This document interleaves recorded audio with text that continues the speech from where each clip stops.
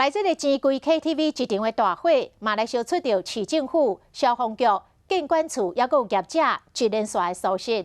也毋过市长大问题是来搬出着乳酪的理论，讲每一片的乳酪拢有缺点撑开去，法令定理的遐，老百姓有遵守的义务。外界认为，瓜市长安尼讲是咧撒责任，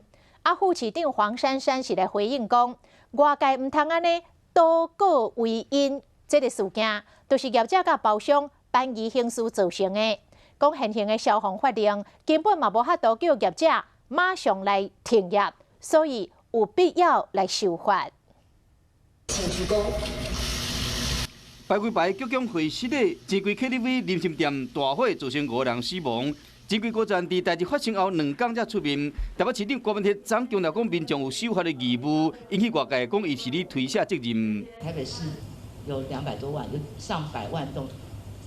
的房子，那如果我们全部都要用政府来管理的话，是不可能的。所以一定是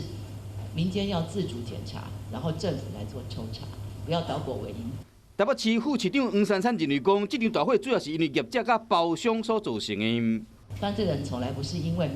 有法律或有政府而他犯罪，而是因为他认为他犯罪不会被发现。这个火灾发生，没有一个人是可以置身事外，因为台北市政府在相关的检查、抽检、联合稽查，都有按照相关的规定来进行。黄珊珊强调讲，这个代志是一场悲剧，若是引用消防法，市政府无法度强制停业，适用行政执行法。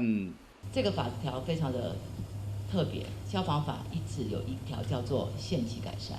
也就是说，如果我抓到他违规，我也只能先要求他限期改善。所以消防法的部分，我们认为还是有修法的必要。